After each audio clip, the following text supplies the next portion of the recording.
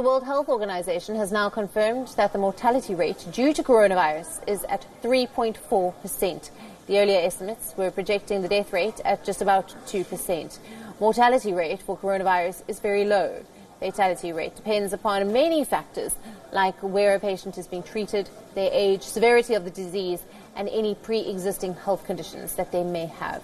Our experts have predicted that the fatality rate of the disease will decrease as the number of confirmed cases rises. Now, a study conducted by the Chinese Center for Disease Control and Prevention shows that the virus mostly affects old people with pre-existing health problems. On your screens is the mortality rate due to coronavirus by age. It shows that the disease impacts people above 50 years of age much more than other age groups.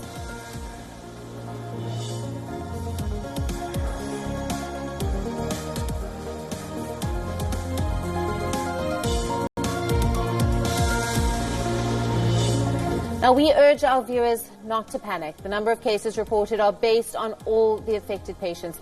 A large number of the patients have been cured. While statistics and data can be a little misleading, we urge our viewers to go by the facts and expert analysis.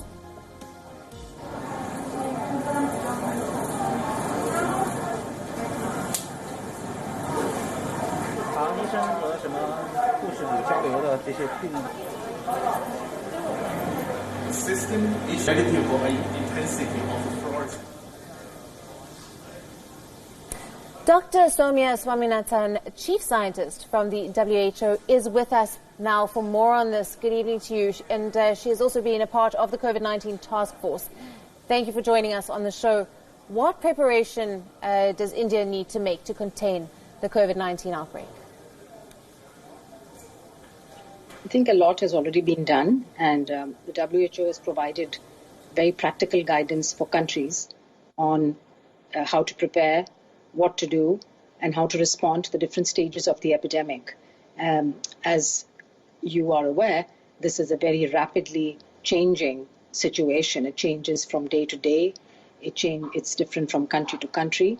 And even within the country, especially a country as large as India, obviously you have different situations happening in different cities and states. And so the response really has to be tailored based on what the local epidemiology is at that time. And decisions need to be made based on the level of community transmission, what's happening, whether you're able to really link every case to a chain and a known cluster. And I think that is a situation till now, but it's important to step up our surveillance, especially in some high-risk groups, to monitor high-risk groups, including healthcare providers, to inform the public on a regular basis on what is happening and what it means and what steps need to be taken. I think communication is a really key and important step, both to avoid panic and hysteria, but also to provide the public with the much needed information, practical guidance that they need to live their day-to-day lives. And as I said, this can change from day to day. So it's really important that the different arms of the government, the Ministry of Health is obviously in the lead, but there are many arms of government that will need to work together in order to ensure that the right steps are taken. Doctor, do you feel that COVID-19 has truly become a pandemic? We have not called it a pandemic. As you know, the word pandemic has traditionally been used only for influenza in our history. And so there is no precedent for a new virus or a new pathogen. However, we feel that it's still, at this point of time, what we're seeing is, of course, wider outbreaks in many more countries and many more regions. But they are still more or less occurring within clusters. Some clusters are smaller, some are larger, but in most countries, they're in clusters. And also we see many countries have been able to limit the further spread of COVID-19 through taking really aggressive public health action. And that gives us hope. And that also provides us a window of opportunity. As the DG has said repeatedly, the window is narrowing, but there's still a window of opportunity for aggressive action to be able to contain this pathogen before we throw up our hands and say, it's gone completely beyond our control. Yes, you say that there is that window of opportunity to take aggressive action. China quarantined entire urban populations. It will be difficult to reproduce that in India. What road should this country take? Well, China also took a very graded and informed response. It did not do the same thing in the different provinces. It was based, again, on the numbers and what was happening, the local epidemiology of the disease and how much the infection had spread in the community. So I think a lot of lessons can be learned from the steps in China and Singapore, other countries which have really taken decisive public health actions. And so at this point of time, I think for India, there's still very much the need to track, to trace, to isolate the contacts, to step up the diagnostics services across the country to ensure that we have enough beds to treat these patients.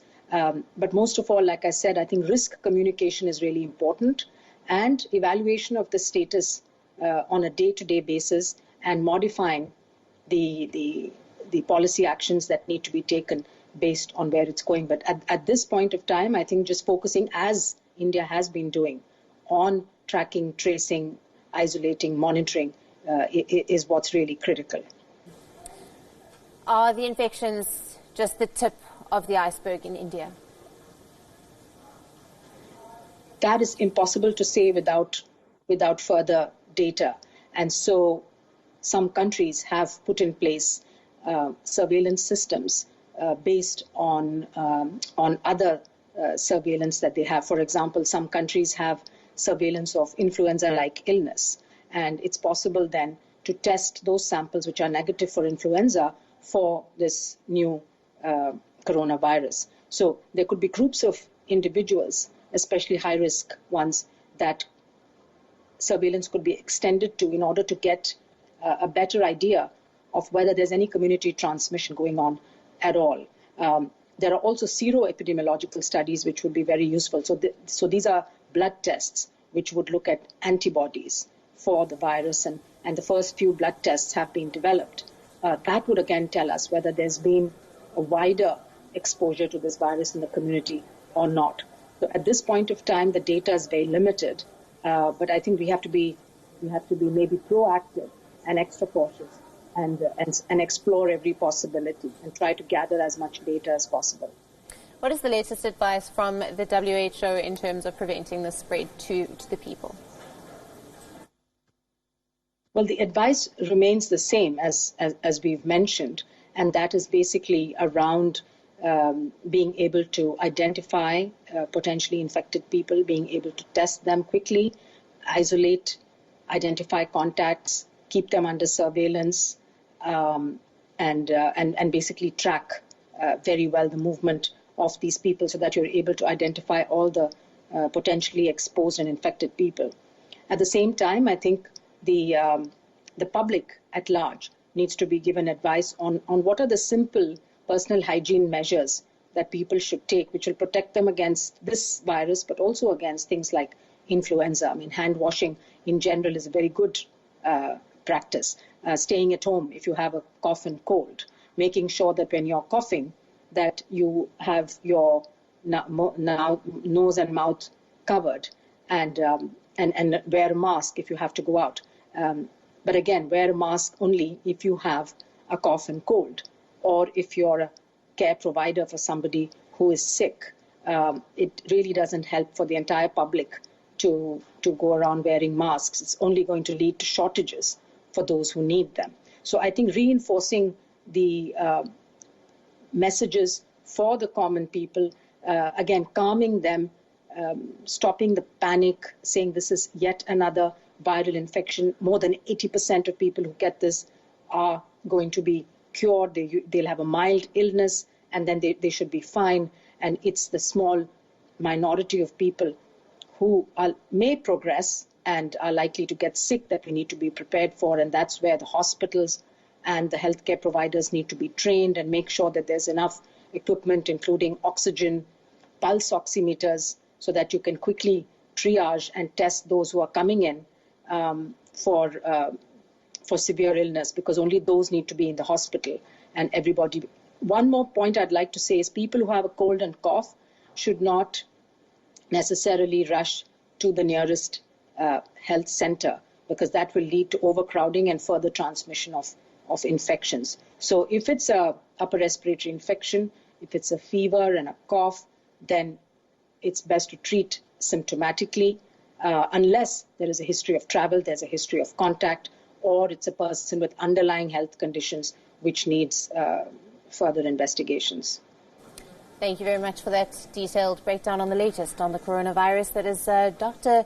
Soumya Swaminath, the chief scientist from the World Health Organization, joining us there for the latest on the coronavirus. Now, she has been a part of the COVID-19 task force. Now,